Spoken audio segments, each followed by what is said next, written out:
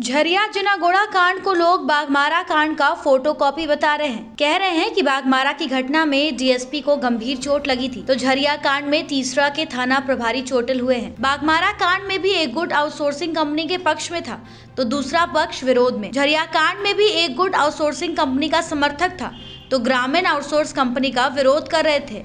इसी को लेकर भारी बवाल हुआ। बाघमारा कांड में जितने गोली और बम चले उतना झरिया में नहीं चला, लेकिन झरिया में लगभग 2 दर्जन बाइक फूंक दी गई। सभी बाइक धू धू कर जल गई। दरअसल झरिया के सुरंगा पहाड़ी, गोल्डन पहाड़ी और मुकुंदा के रैयत अपनी जमीन पर जबरन ओपी डंप करने के खिलाफ शनिवार को हंगामा किया। ग्रामीणों ने आउटसोर्सिंग कंपनी का काम ठप कर दिया। इसके बाद आउटसोर्सिंग समर्थकों और ग्रामीणों के बीच हिंसक झड़प हुई। हालांकि इसमें 2 से 3 राउंड फायरिंग की बात भी कही जा रही है।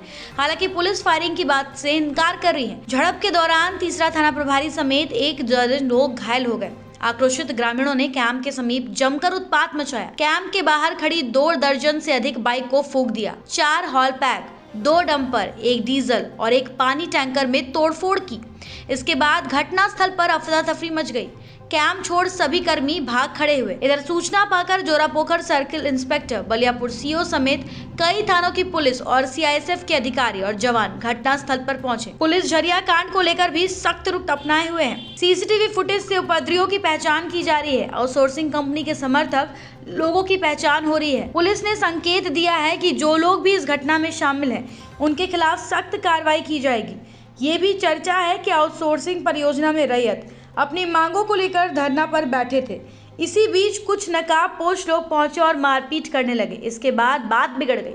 पुलिस भी इसकी जांच कर रही है। सूत्र बताते हैं कि रैयत जमीन पर ओबी डंप किए जाने का मामला पुराना है। इसके पहले भी कई बार ग्रामीण और प्रबंधक के बीच संघर्ष हो चुका है। पिछले साल भी गोली बम चले थे, उसमें कई लोग घायल हुए थे। रैयतों का कहना है कि ओबी डंपिंग से जमीन नष्ट हो गई है, वो भी डंपिंग के चलते। हालांकि ये भी चर्चा है कि रास्ते को लेकर 2 गुटों में भिड़ंत हुई है। इसके बाद तोड़फोड़ की गई। अब देखना है पुलिस इस मामले में आगे क्या कार्रवाई करती है। धनबाद से ब्यूरो रिपोर्ट।